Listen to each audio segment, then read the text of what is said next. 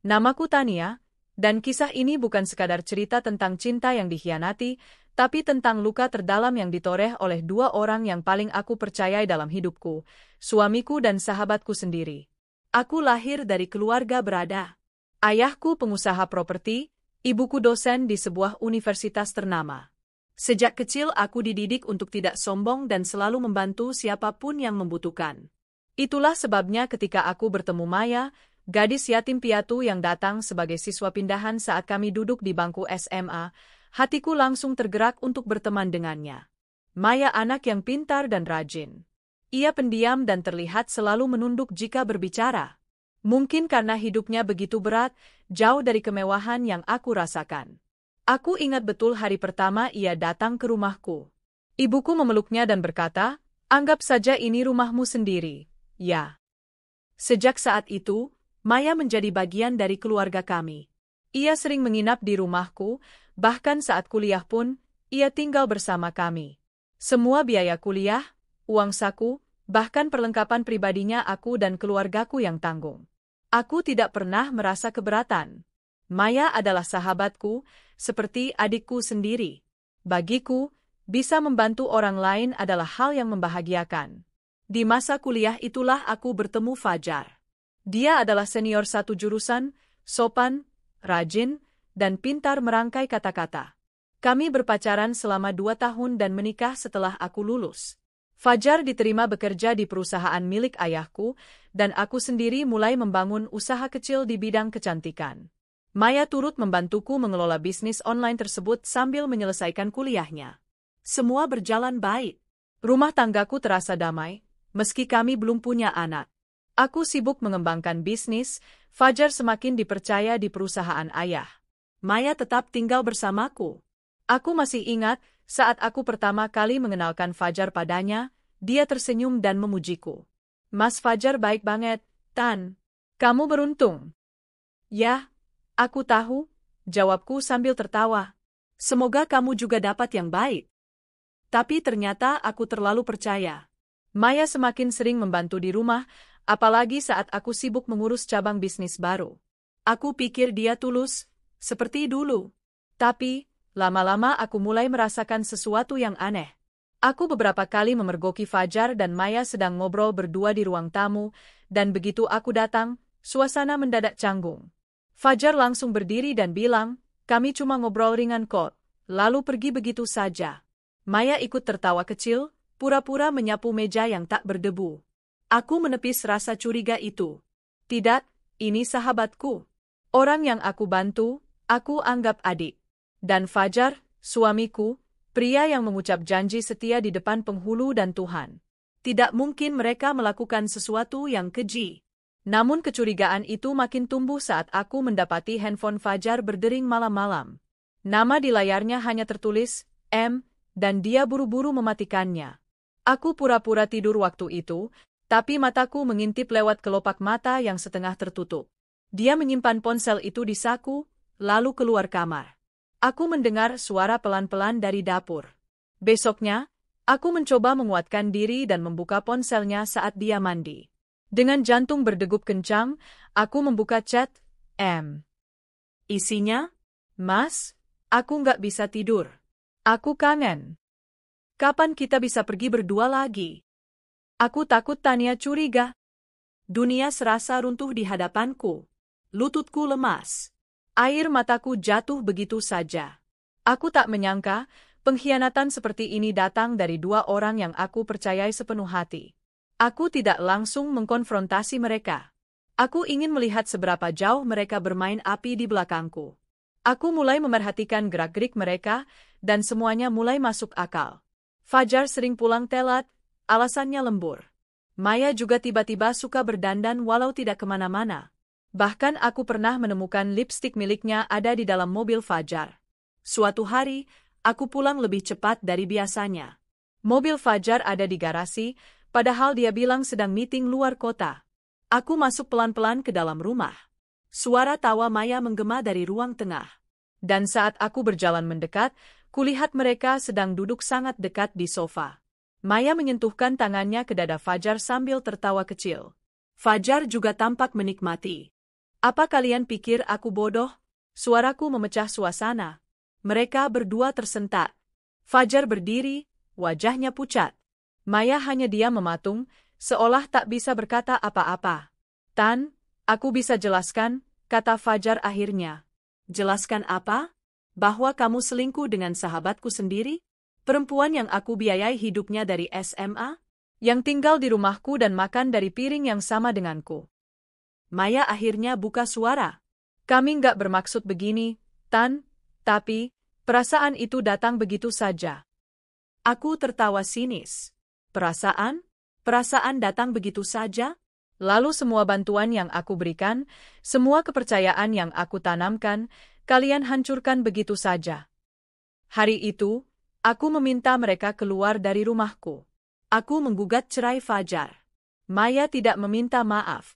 Dia hanya menunduk dan pergi dengan wajah dingin. Mereka menikah beberapa bulan kemudian. Aku tidak datang. Tapi aku tahu dari kabar yang beredar di media sosial, mereka memajang foto bahagia dengan caption seperti, akhirnya bersama yang dicinta. Sakit? Tentu saja. Tapi aku bukan perempuan yang akan jatuh untuk selamanya. Aku menghilang dari dunia mereka. Meninggalkan kota, meninggalkan semua kenangan, dan memulai hidup dari nol. Tidak ada yang tahu kemana aku pergi. Bahkan orang tuaku pun hanya tahu aku butuh waktu sendiri. Dan dalam kesendirian itulah, aku tumbuh menjadi pribadi baru. Luka menjadikanku kuat. Duka menjadikanku tajam. Aku berjanji pada diriku sendiri, aku akan sukses, aku akan bangkit. Dan suatu hari, aku akan berdiri begitu tinggi, hingga mereka tak sanggup lagi memandangku, dan hanya bisa menggigil dalam bayanganku. Aku tak bisa mengingat dengan jelas bagaimana hari-hariku berlalu setelah kejadian itu. Semua terasa kabur, seperti kabut tebal yang menutupi langit hatiku. Satu hal yang pasti, aku hanya ingin menghilang. Aku meninggalkan rumah dan kota itu tanpa pamit.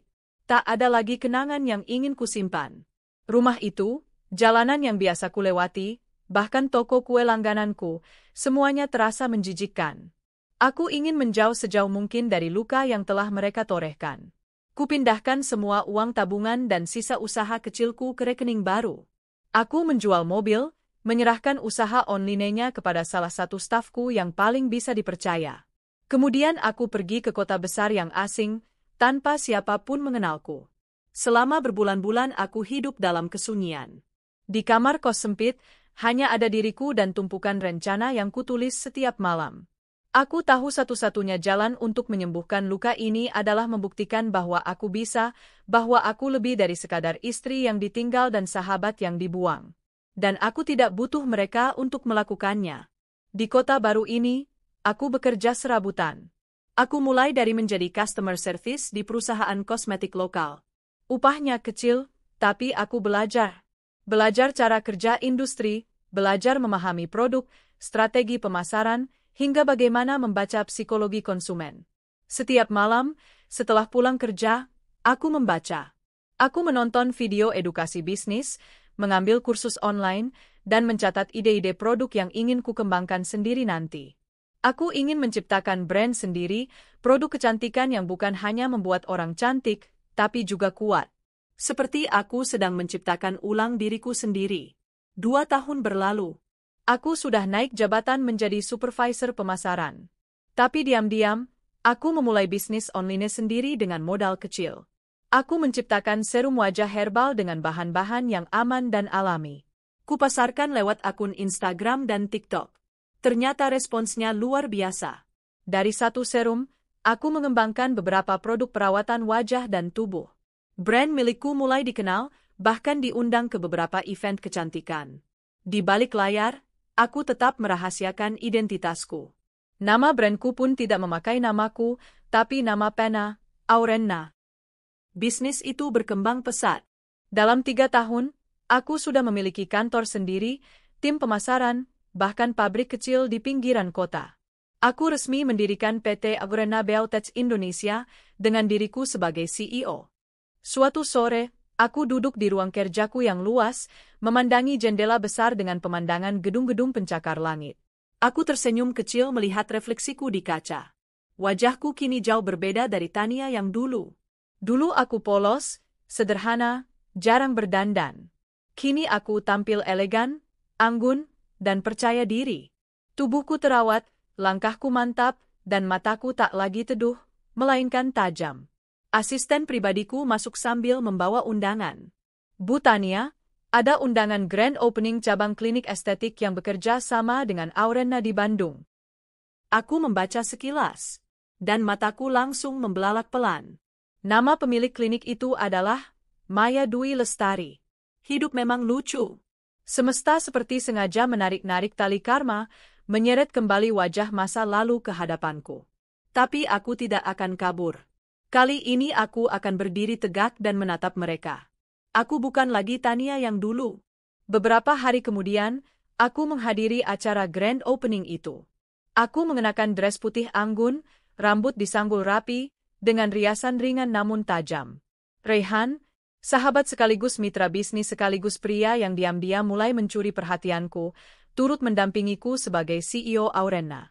Sesampainya di sana, Maya berdiri di panggung, tersenyum sambil menyambut tamu. Dia tampak lebih tua dari usianya. Wajahnya masih cantik, tapi ada kelelahan yang tak bisa ditutupi. Di sampingnya, berdiri Fajar, yang kini tampak jauh berbeda. Perutnya sedikit buncit, kulitnya kusam, dan raut wajahnya kehilangan sinarnya. Ketika mereka melihatku, dunia seperti berhenti sejenak. Maya menegang. Senyum di bibirnya lenyap. Fajar melongo, tak percaya melihatku berdiri di depan mereka, dengan penampilan yang tak pernah mereka bayangkan. Aku maju dengan senyum tipis. Selamat atas pembukaan kliniknya, kataku datar. Maya mencoba tersenyum. Tania? Ya, jawabku pendek. Senang bisa hadir. Produk kita akan bekerja sama dengan klinikmu. Profesionalisme harus dijaga, bukan? Fajar menunduk. Aku tahu dia malu. Raihan menjabat tangan mereka dengan santai, lalu menggandeng lenganku seperti pasangan yang mapan. Aku tak perlu mengatakan apa-apa lagi. Wajah mereka cukup mewakili segalanya. Aku datang tidak untuk balas dendam dengan kata-kata. Aku hanya ingin mereka tahu aku masih hidup dan jauh lebih baik. Malam itu, Maya tak bisa tidur. Dalam hatinya, ia tahu ia telah kalah. Rumah tangganya dengan Fajar tak seindah yang ia bayangkan. Fajar tak lagi semesra dulu. Masalah ekonomi mulai menghimpit mereka karena Fajar keluar dari perusahaan milik ayahku setelah kami cerai dan bisnis barunya tidak berjalan lancar. Ia melihat wajah Tania, aku, di TV, di iklan-iklan skincare, di majalah. Dan kini, berdiri nyata di depannya, dengan pria baru yang lebih tampan, lebih muda, lebih berkelas. Kepalanya berputar dengan pertanyaan yang menyesakkan. Bagaimana jika Fajar ingin kembali padanya? Bagaimana jika Tania merebut balik apa yang dulu ia punya? Padahal aku tidak ingin Fajar kembali. Tidak sedikit pun. Tapi rasa bersalah dan ketakutan Maya, itulah balasan paling manis untuk luka yang pernah mereka berikan. Beberapa hari setelah acara itu, aku menerima pesan dari nomor tak dikenal. Tan, bolehkah kita bicara? Aku ingin minta maaf. Fajar, aku hanya membaca pesan itu, lalu menghapusnya. Tidak perlu. Lalu beberapa hari kemudian, Maya sendiri datang ke kantor Aurena, diam-diam. Ia menunggu di lobi selama hampir 1 jam sebelum akhirnya masuk ke ruanganku. Wajahnya lusuh. Dia tidak berdandan seperti dulu. Rambutnya dikuncir seadanya. Matanya merah. Ia berdiri di depanku dengan tangan gemetar. Tan, aku mohon jangan ganggu rumah tanggaku. Aku tertawa pelan. Mengganggu? Aku tidak pernah datang ke rumahmu. Aku tidak pernah menelepon suamimu. Aku bahkan tidak menyebutkan namamu dalam hidupku selama 5 tahun terakhir. Dia menangis. Tapi Fajar, dia berubah sejak melihatmu lagi. Dia jadi dingin, aku takut. Aku menatapnya datar. Dulu aku yang takut, Maya. Aku yang menangis dan merasa kehilangan segalanya. Sekarang kau tahu rasanya. Ia berlutut. Aku menyesal. Aku menarik napas. Aku tidak butuh maafmu. Aku hanya ingin kau tahu bayanganku akan selalu ada. Di cerminmu. Di benakmu. Di hatimu. Karena yang kalian hancurkan bukan hanya hatiku, tapi kepercayaan yang tak akan pernah kembali. Maya pergi dengan langkah gontai. Saat pintu tertutup, aku menatap keluar jendela. Aku bukan hantu. Tapi aku akan menjadi bayangan. Bayangan yang mereka ciptakan sendiri dari pengkhianatan. Bayangan yang akan selalu mengikuti mereka, bukan karena aku membalas, tapi karena karma bekerja dengan cara yang sangat halus. Sudah hampir 2 bulan sejak pertemuanku kembali dengan Maya dan Fajar dalam acara pembukaan klinik kecantikan itu. Meski pertemuan kami hanya berlangsung singkat, tapi dampaknya masih terasa hingga kini, bukan padaku, melainkan pada mereka. Dan jujur saja, aku menikmatinya. Bukan karena aku masih menyimpan dendam, tapi karena aku merasa akhirnya dunia berputar dengan benar. Mereka pernah membuatku hancur tanpa alasan, lalu menari-nari di atas kehancuranku seolah hidup mereka tak tersentuh karma. Tapi kini, setiap langkah yang kulakukan, setiap keberhasilan yang kuraih, menjadi duri tajam yang mereka rasakan dalam diam. Namun aku tak berhenti di situ. Aku sadar, jika ingin benar-benar menjadi bayangan yang terus menghantui mereka, aku harus hadir bukan hanya secara fisik, tapi secara psikologis. Tanpa suara, tanpa sentuhan, cukup dengan eksistensiku yang makin tak terelakkan. Aku akan ada di mana-mana, hingga tak ada tempat lagi bagi mereka untuk bersembunyi dari rasa bersalah dan takut mereka sendiri.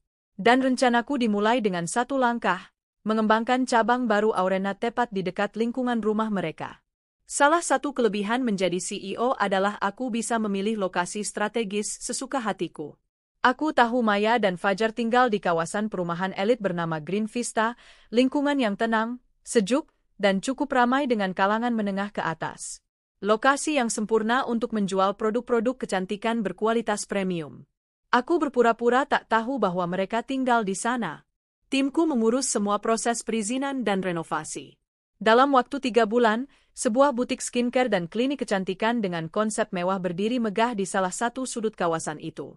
Aurena cabang Green Vista. Grand opening-nya meriah. Aku tampil anggun dalam balutan setelan warna burgundi, elegan namun berwibawa. Acara diliput media, disiarkan live, dan bahkan sempat menjadi trending karena kehadiran beberapa influencer terkenal yang bekerja sama denganku. Tak lama setelah itu, aku mulai menerima pesan-pesan ganjil di Instagram. Pindah ke sini juga? Apa kau sengaja? Tania, cukup. Jangan ganggu kami lagi. Kamu menang. Tapi tolong, jangan rebut dia kembali. Aku tidak membalas satu pun. Tidak perlu.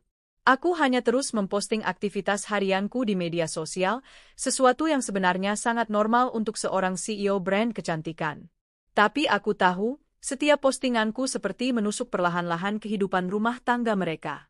Senyumku yang tulus, caption sederhana seperti, "Jangan biarkan masa lalu merusak masa depanmu." Atau sekadar foto saat aku menikmati kopi di balkon kantor cabang, semuanya bisa menjadi racun perlahan bagi mereka yang sudah dipenuhi rasa bersalah.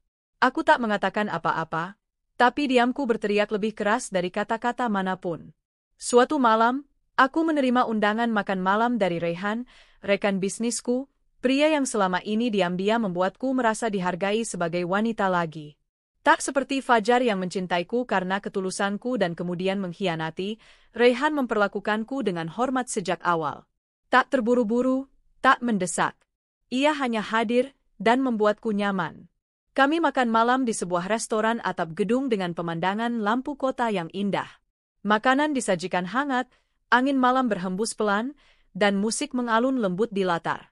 Rehan menatapku serius. "Tania," katanya pelan, "aku tahu kamu perempuan kuat, tapi di balik kekuatanmu, aku lihat ada luka yang belum sepenuhnya sembuh. Aku tak ingin memaksamu. Aku hanya ingin kamu tahu, aku bersedia menjadi bagian dari proses penyembuhanmu." Aku diam. Hatiku bergetar. Rehan berbeda. Dia tidak membawaku kembali ke luka lama, tapi menuntunku melihat masa depan. Dan malam itu, untuk pertama kalinya sejak pengkhianatan itu terjadi, aku merasa dicintai dengan benar. Sementara itu, Maya makin gelisah. Menurut informasi yang kudapat dari salah satu mantan stafnya yang kini bekerja untukku, Maya mulai sering melamun di klinik. Ia marah-marah tanpa alasan, menyalahkan karyawan, bahkan pernah membuang produk Aurena yang masih tersegel karena merasa dipantau olehku. Ia bahkan memerintahkan stafnya untuk mengganti seluruh rangkaian skincare yang bekerja sama dengan brand kami, padahal kontrak masih berjalan. Fajar, ia pun tak kalah tertekan.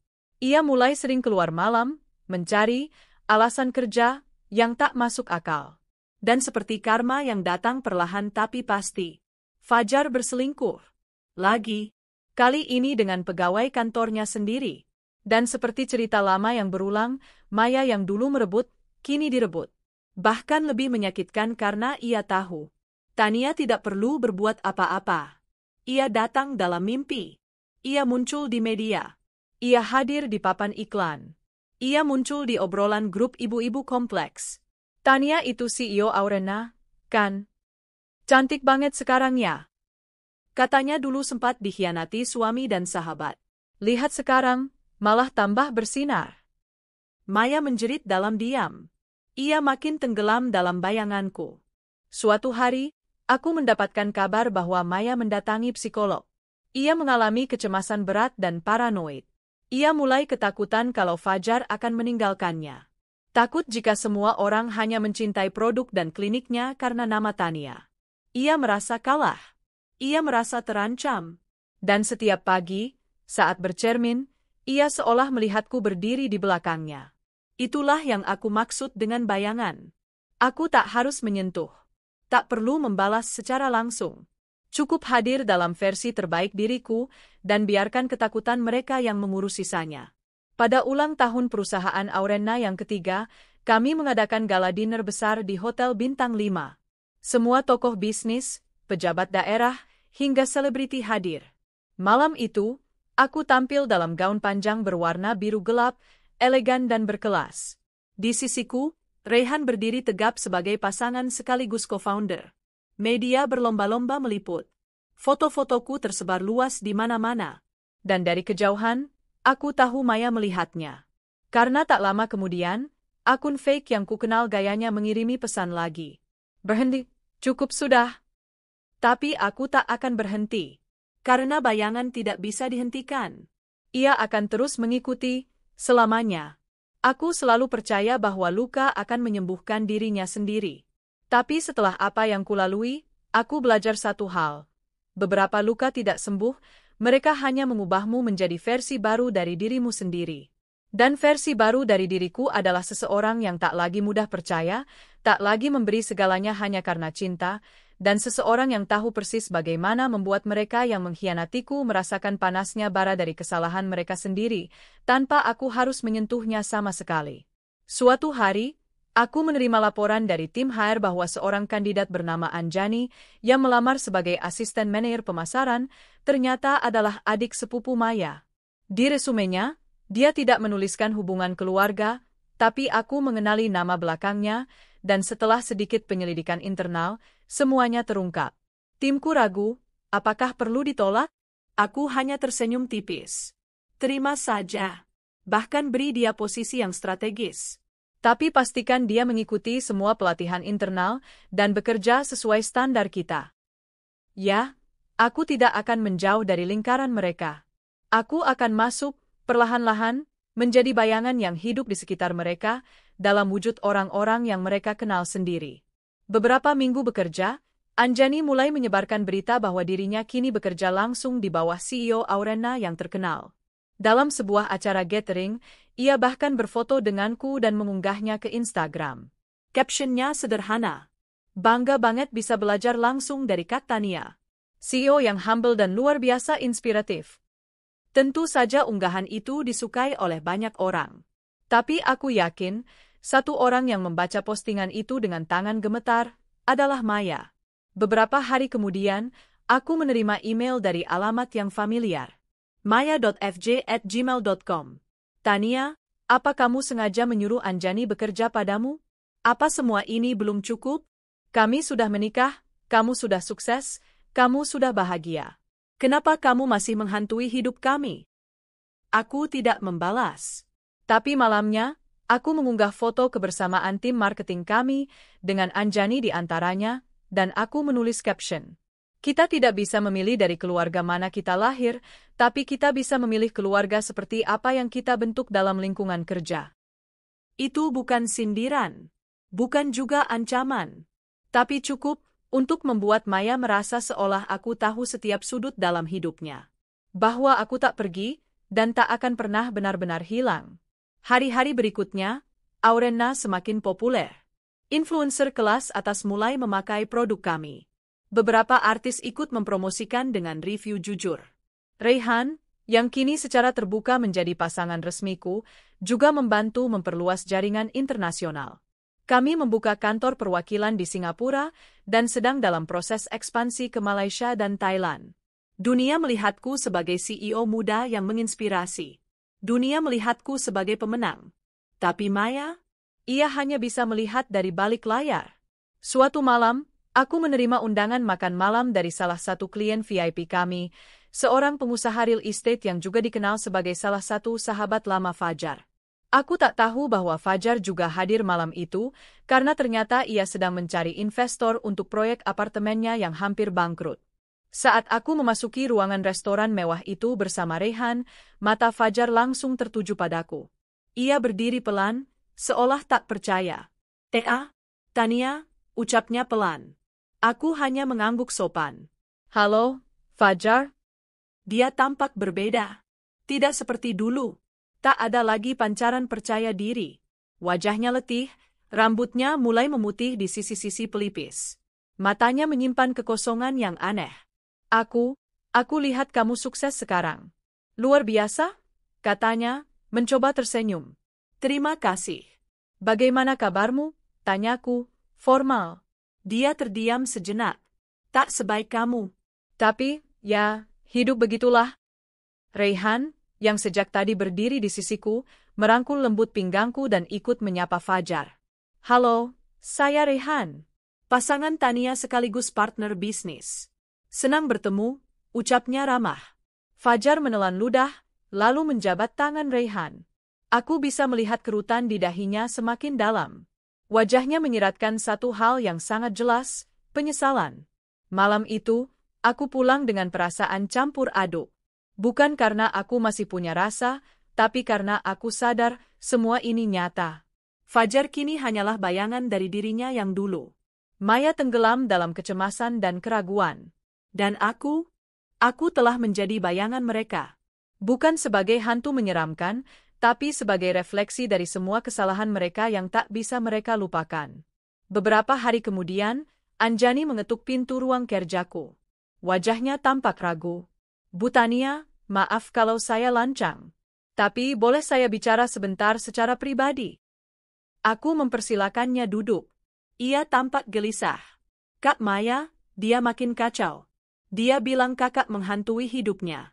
Dia mimpi buruk, terus-terusan merasa kamu akan merusak rumah tangganya. Bahkan dia minta aku keluar dari perusahaan ini. Aku tersenyum kecil. Apa kamu merasa aku merusak hidup siapapun di sini? Anjani menggeleng. Enggak. Justru aku sangat berkembang di sini. Tapi, aku kasihan sama dia, Kak. Dia bukan orang jahat sebenarnya. Cuma, mungkin dulu salah pilih jalan. Aku menatap Anjani lama. Anjani, setiap pilihan ada konsekuensinya. Aku tidak pernah membalas Maya. Tidak pernah mengganggu rumah tangganya secara langsung. Tapi rasa bersalah, rasa takut, dan rasa kehilangan adalah bayangan yang mereka ciptakan sendiri. Ia mengangguk pelan, lalu berdiri dan pamit. Setelah ia keluar, aku menatap pantulan wajahku di kaca jendela. Di balik kesuksesan, keindahan, dan kemapananku, aku tahu luka itu masih ada. Tapi sekarang luka itu sudah tak lagi perih. Ia berubah menjadi kekuatan.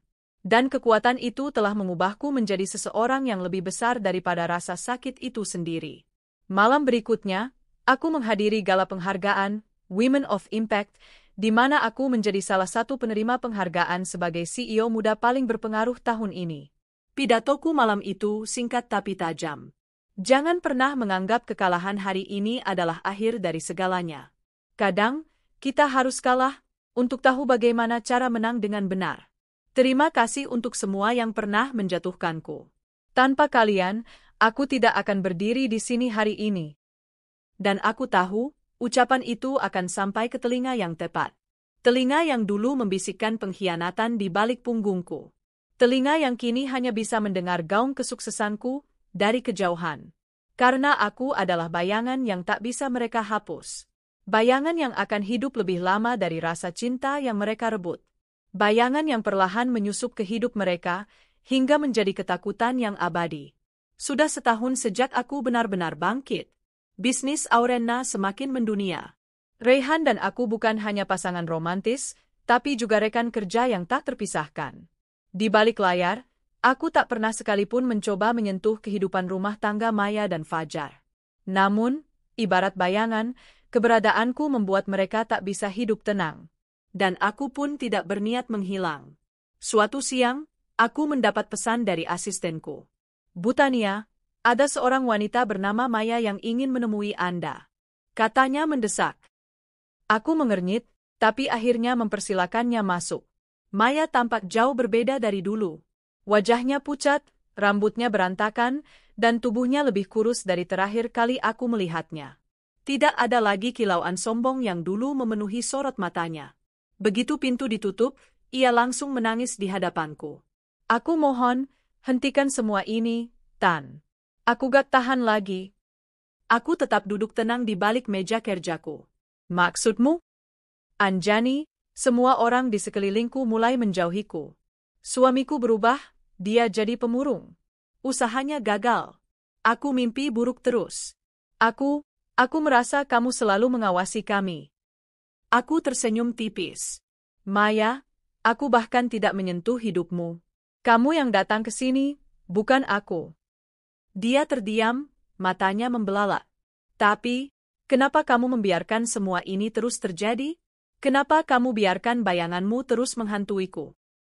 Aku berdiri dari kursi, berjalan perlahan mendekatinya. Kamu salah satu yang merusak hidupku. Kamu memakan dari piring yang sama denganku, tapi di belakang, kamu merebut apa yang bukan milikmu. Kamu pikir aku bisa melupakan itu? Aku menyesal, Tan. Sungguh. Waktu itu, aku mencintai dia. Tapi sekarang aku sadar, yang aku miliki bukan cinta, tapi kehancuran. Aku menderita tiap hari karena rasa bersalahku. Aku menatap matanya dalam-dalam. Kalau kamu menderita, itu bukan salahku. Kamu sedang dihantui oleh pilihanmu sendiri. Tangis Maya makin menjadi-jadi. Dia jatuh berlutut di karpet ruanganku, seperti seseorang yang kehilangan harapan terakhirnya. Aku gak tahu harus kemana lagi. Aku hanya ingin kamu berhenti. Tolong, cukup. Aku menghela napas panjang. Lalu aku duduk di sofa dan menatapnya serius. Maya, aku tidak pernah menyuruh siapapun menghancurkan hidupmu. Aku tidak pernah merebut kembali Fajar atau membuatmu kehilangan dia. Tapi kalau kamu merasa hidupmu hancur hanya karena melihat aku sukses, maka itu masalahmu, bukan aku. Dia hanya menangis dalam diam. Tak ada lagi keberanian, tak ada lagi keangkuhan. Dan untuk pertama kalinya, aku merasa puas. Bukan karena dia menderita, tapi karena kebenaran telah menempati tempatnya. Beberapa minggu setelah pertemuan itu, Raihan dan aku menghadiri pameran internasional kosmetik di Bangkok. Aurena mendapat penghargaan sebagai brand lokal paling menjanjikan di Asia Tenggara. Dalam sesi gala dinner, kami duduk bersama dengan para investor besar dari Jepang dan Korea. Salah satunya bertanya, Tania-san, apa yang menjadi motivasi Anda membangun brand ini dari nol hingga mendunia? Aku tersenyum, lalu menjawab mantap. Saya dibentuk dari rasa sakit. Tapi saya tidak membiarkan rasa sakit itu menggerogoti saya. Saya menggunakannya sebagai kekuatan. Dan saya tahu, satu-satunya cara untuk membungkam mereka yang meremehkanmu adalah dengan membuat mereka tak bisa menghindar dari keberhasilanmu. Semua orang bertepuk tangan. Tapi jauh di dalam hatiku, aku tahu kalimat itu bukan hanya untuk para investor. Itu adalah pesan yang kupanjangkan untuk Maya dan Fajar. Mereka yang dulu membuatku terpuruk, kini harus hidup dengan fakta bahwa aku adalah kenyataan yang tak bisa mereka abaikan. Di suatu sore, Anjani datang lagi ke ruanganku. Kali ini wajahnya gelisah. Bu, Saya gak tahu harus bilang ke siapa lagi. Tapi Kak Maya, dia menghilang dari rumah. Aku tersentak. Apa maksudmu? Dia kabur dari rumah. Suaminya bilang dia meninggalkan surat pendek, cuma bilang, aku lelah hidup dalam ketakutan. Sejak itu tidak ada yang bisa menghubunginya. Aku termenung. Aku tahu aku tidak pernah mengusik Maya secara langsung. Tapi mungkin, kehadiranku yang terlalu kuat di sekitar hidupnya menjadi bayangan yang tak bisa lagi dia lawan. Anjani menatapku penuh harap. Saya tahu Kak Tania bukan penyebab semua ini. Tapi, kalau bisa, bantu kami temukan dia. Tolong. Aku mengangguk pelan. Hubungi pihak berwajib. Saya akan bantu biaya pencariannya. Meski aku tidak mencintai Maya, aku tidak ingin dia hancur karena dirinya sendiri. 3 hari setelah pencarian, Maya ditemukan di sebuah penginapan kecil di daerah pegunungan. Ia duduk memandangi jendela, diam, dan kehilangan arah. Ia tampak seperti orang yang kehilangan jiwanya. Saat pihak keluarga membawanya pulang, aku mendapat kabar bahwa Maya kini menjalani terapi psikiatri. Ia mengalami depresi berat. Fajar, yang selama ini hanya diam, kini mulai terlihat di media, menjual satu persatu asetnya untuk menutupi utang proyek gagal. Dan aku tak pernah merayakan kehancuran mereka. Aku hanya melihatnya sebagai sebuah akhir dari keserakahan yang mereka bangun sendiri. Beberapa bulan kemudian, aku menerima surat tulisan tangan. Isinya singkat, tapi penuh beban. Tania, aku akhirnya mengerti, tidak semua luka bisa disembuhkan dengan berpura-pura bahagia. Maafkan aku. Bukan karena aku pantas dimaafkan, tapi karena aku tahu kamu sudah menang, dan aku kalah bahkan dari diriku sendiri. Maya. Aku menatap surat itu lama. Tidak ada senyum kemenangan. Tidak ada rasa puas. Yang ada hanya kelegaan, bahwa seseorang akhirnya belajar bahwa kehidupan bukan soal merebut milik orang lain, tapi belajar menjaga milik sendiri dengan penuh tanggung jawab. Malam itu, aku dan Raihan duduk di balkon penthouse kami. Ia menggenggam tanganku dan berkata, "Kamu kuat, Tan. Tapi aku tahu, kamu tak ingin menghancurkan siapapun. Kamu hanya ingin keadilan." Aku mengangguk, menyandarkan kepala di bahunya. Dan sekarang aku tidak lagi ingin menghantui siapapun, Ray. Aku hanya ingin hidupku sendiri, tanpa harus menjadi bayangan siapapun, termasuk untuk mereka. Dia mengecup keningku lembut. Kamu tidak akan jadi bayangan, sayang. Kamu akan jadi cahaya, yang membuat mereka sadar apa yang selama ini mereka tutupi. Dan sejak hari itu, aku tidak lagi menyimpan dendam. Aku memilih untuk berjalan ke depan, membawa diriku menuju kebahagiaan yang utuh, tanpa perlu melihat ke belakang. Tapi jika suatu hari mereka kembali meremehkanku, atau mencoba menjatuhkanku lagi, maka aku tidak akan membalas. Aku hanya akan berdiri lebih tinggi, berkilau lebih terang, dan membuat bayanganku kembali menari-nari dalam kehidupan mereka, bukan untuk menghancurkan, tapi untuk mengingatkan. Jangan pernah bermain api dengan orang yang kalian kira rapuh. Karena mungkin saja, dia adalah api itu sendiri. Sudah lebih dari 2 tahun sejak aku terakhir berbicara dengan Fajar, dan aku tak menyangka hari itu ia akan tiba-tiba datang ke kantor pusatku. Tanpa pemberitahuan, tanpa janji temu, hanya dengan wajah lelah dan sorot mata yang sayu. "Maaf, Bu Kisha. Ada seorang pria mengaku mantan suami Anda. Ia memaksa ingin bertemu. Apa perlu kami usir secara halus?" Suara sekretarisku terdengar di interkom. Aku terdiam sejenak. Nama itu, yang dulu membuat dadaku sesak dan mataku basah, kini hanya seperti angin lalu yang datang tanpa makna. Namun ada bagian kecil dalam diriku yang ingin tahu. Ada urusan apa dia datang setelah semua yang terjadi? Biar dia masuk, kataku akhirnya. Beberapa menit kemudian, Fajar masuk ke ruanganku dengan langkah pelan. Wajahnya lebih tirus, matanya cekung, dan penampilannya jauh dari pria percaya diri yang dulu dengan pongah meninggalkanku demi Maya. "Kisha," sapanya lirih. Aku hanya menatapnya dingin. Langsung ke intinya saja. Aku tidak punya banyak waktu. Ia menunduk, lalu duduk tanpa permisi. Aku tahu aku tak pantas berada di sini.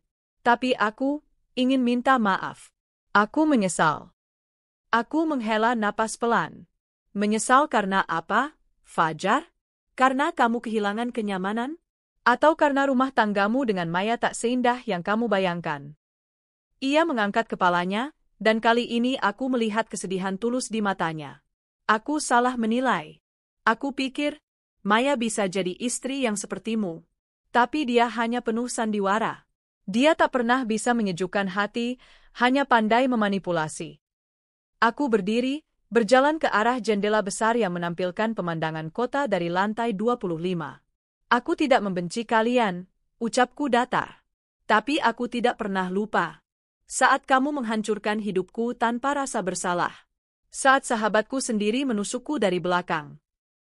Kisha, Fajar berdiri, mendekatiku. Kalau aku diberi kesempatan lagi, aku ingin memperbaikinya. Aku menoleh cepat dan menatapnya tajam. Aku tidak butuh kamu kembali, Fajar.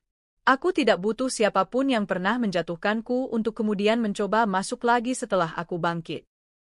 Ia terdiam. Tidak bisa berkata apa-apa. Aku tidak lagi tinggal di masa lalu, lanjutku. Aku bahagia. Aku dicintai dengan tulus. Bukan karena harta, bukan karena belas kasihan. Tapi karena aku memang layak dicintai. Suara pintu diketuk. Raihan masuk, tampak sedikit terkejut melihat ada tamu tak dikenal. Maaf, aku tidak tahu kau sedang ada tamu, ujarnya sambil menatap Fajar dengan tajam. Fajar menoleh, menatap Raihan dari ujung kepala hingga kaki. Pria tinggi dengan jas rapi dan aura percaya diri. Dari sorot matanya, aku tahu dia sadar, dia kalah segalanya. Tidak apa-apa, Ray. Aku menyambut Raihan dengan senyum lembut. Aku selesai bicara dengan tamu ini. Raihan menggenggam tanganku, dan saat itulah Fajar benar-benar sadar, aku tak akan pernah menoleh ke belakang lagi. Tanpa sepatah kata, Fajar melangkah keluar dari ruangan. Raihan menatapku penuh tanya, dan aku hanya menggeleng pelan. Dia masa lalu, kataku lirih. Beberapa hari kemudian, aku mendapat kabar dari salah satu rekan bisnisku yang kebetulan adalah kerabat Maya. Katanya, Maya mengalami stres berat. Ia sering mengurung diri, sulit tidur, dan mulai sering melihat bayangan. Bayangan? Tanyaku bingung. Ya, dia merasa selalu diikuti. Katanya, dia melihat kamu di sudut-sudut rumahnya, meski kamu tidak ada di sana, jawab rekanku sambil tertawa kecil. Katanya, kamu muncul dalam mimpinya, berdiri dia menatapnya. Setiap kali dia melihat namamu di berita, dia langsung panik. Aku tersenyum kecil. Bukan karena senang Maya tersiksa, tapi karena aku tak perlu menyentuhnya sedikitpun. Ketakutan itu tumbuh dari rasa bersalahnya sendiri. Beberapa minggu kemudian, sekretarisku memberitahu bahwa ada tamu bernama Maya ingin bicara. Aku sempat terdiam, lalu memutuskan menerimanya. Maya masuk ke ruangan dengan wajah lelah dan mata sembab. Tak ada lagi wajah cantik yang dulu selalu menatapku dengan sinis. Yang ada hanyalah wanita rapuh yang kehilangan arah. Apa kamu puas? Tanyanya dengan suara serak. Apa kamu bahagia melihat hidupku hancur? Aku menatapnya, masih duduk dengan tenang di kursiku. Aku tidak melakukan apa-apa padamu, Maya. Kamu sendiri yang membuat hidupmu menjadi seperti itu. Aku menyesal, Kisha. Aku tak pernah menyangka Fajar akan berubah. Dia bukan pria seperti dulu. Dia kasar, pemarah, sering membandingkanku denganmu. Aku hanya tersenyum kecil. Itu yang kamu pilih, Maya. Kamu mencuri hidupku karena kamu pikir kamu bisa menjalani peran yang aku bangun dengan cinta dan pengorbanan. Tapi kamu hanya ingin hasilnya, tanpa kerja kerasnya. Ia terisak. Aku minta maaf. Permintaan maafmu tidak akan mengubah apapun. Tapi aku maafkan, kataku pelan. Karena aku tidak ingin menyimpan kebencian. Aku sudah terlalu tinggi untuk membalas dendam pada orang sepertimu. Maya menunduk. Air matanya jatuh ke lantai. Aku takut. Aku selalu merasa kamu akan mengambil semuanya kembali. Aku berdiri dan mendekatinya. Aku tidak ingin suamimu. Aku tidak ingin hidupmu. Aku hanya ingin kamu tahu bahwa kamu telah menyanyiakan satu-satunya orang yang paling mencintaimu sebagai sahabat. Ia menggigit bibirnya, lalu berdiri, hendak pergi. Sebelum ia membuka pintu, Aku berkata pelan, bayanganku tak akan pernah mengejarmu, Maya. Tapi ia akan selalu ada di sana, selama kamu tak bisa memaafkan dirimu sendiri. Dan ia pun pergi, meninggalkan kantorku seperti bayangan dirinya yang dulu, penuh kepalsuan dan kesombongan. Malamnya, aku duduk di balkon apartemenku bersama Raihan. Ia memelukku dari belakang, mencium ubun-ubunku dengan hangat. Kamu baik sekali, tahu, katanya lembut. Andai aku yang dikhianati seperti itu, mungkin aku sudah membuat mereka hancur. Aku tersenyum kecil. Balas dendam terbaik adalah ketika hidup kita jauh lebih bahagia daripada orang yang menyakiti kita. Ia menggenggam tanganku. Dan aku akan pastikan kamu bahagia setiap hari. Aku memejamkan mata, membiarkan angin malam membawa semua luka yang dulu ada. Aku tak ingin kembali ke masa lalu, tapi aku juga tak akan membiarkan siapapun lupa bahwa dari perempuan yang dikhianati bisa lahir kekuatan yang tak pernah mereka bayangkan. Dan dari kekuatan itu, aku menjadi bayangan yang tak bisa dihapus dari ketakutan mereka. 1 tahun telah berlalu sejak Maya datang ke kantorku dengan wajah penuh penyesalan. Setelah itu, dia tak pernah muncul lagi. Namun kabar tentangnya sesekali tetap mampir ke telingaku, seperti kabar bahwa ia dan Fajar kini hidup dalam rumah tangga yang dingin, penuh pertengkaran, dan jauh dari kata damai. Dan yang lebih menyedihkan, bisnis Fajar bangkrut. Ia kehilangan posisi penting di perusahaan karena satu kesalahan fatal dalam pengambilan keputusan. Beberapa karyawan mengaku bahwa ia tak lagi bisa berpikir jernih, mudah marah, dan emosinya tak stabil.